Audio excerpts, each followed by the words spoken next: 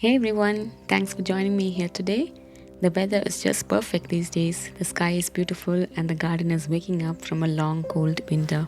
I'm in the middle of a garden project because of which my patio is a real mess. Excuse me for that. Every year I have new ideas for my garden and it is a never ending flow of changing ideas and projects. Do you also feel the same? Today, I'll take you around my garden, show you what is happening right now, and share with you the things I would like to get done this month. So, let us start with the vertical planter.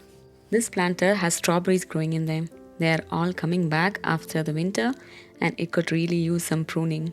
So, I would be cutting off these dead brown leaves in the coming days and fertilize them with a little bit of compost and bone meal depending on what is available with me. That should help them to kickstart their growth. The bottom planter has a lemon mint growing. They were all dead stems and now they are coming back. I love that about strawberries and mint. They are so easy to grow, less maintenance, and they come back every year. I'll probably move this vertical planter to the other side of the patio so that it gets more sun and it is close to the edible garden. Just beneath the vertical planter, surrounding it are some containers with spring blooms. They are the first blooms of this season in my garden, and the bulbs in these containers were gifted to me by one of my friends on Instagram when she came for a visit to Germany last year. So it is extra special. In here are some daffodils in white and yellow color, some colorful hyacinths. They smell amazing here, and I wish you could smell it through this video. And I guess some tulips are also on the way.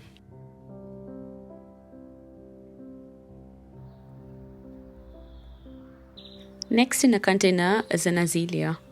It is called Japanese azalea and it has this peach color blooms. The color on the tag was not the real color of the blooms last year. They have survived the winter and I was just wondering, should I prune them? I'm not sure.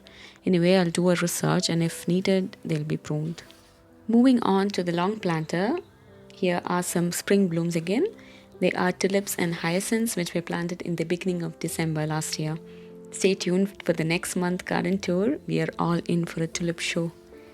I've also planted some ranunculus and anemones in this planter directly after soaking them for 3 to 4 hours. This is something that I'm experimenting with. Usually, they need to be pre-sprouted and then moved to the garden when the temperatures are rising. But since we have mild winters, directly planting them should also work. I'll provide you an update on that. Along with the bulbs are also some weeds growing, which I need to remove ASAP. Beneath the long planter, I've kept my bags from the winter sowing experiment, and let me show you one of it. This is a bag with a lot of poppies which has all sprouted. How exciting. Next to it is a rosemary plant which was growing in my vegetable garden and is now moved to this temporary container since that area is going through a lot of renovation. But this will be soon moved back to the raised beds. Let us now check out this landscape area. This part of the garden is divided into 3 sections, the left, right and the center. On the left part of this bed are some peonies, daylilies and asters. And there are also some tulip bulbs here and there.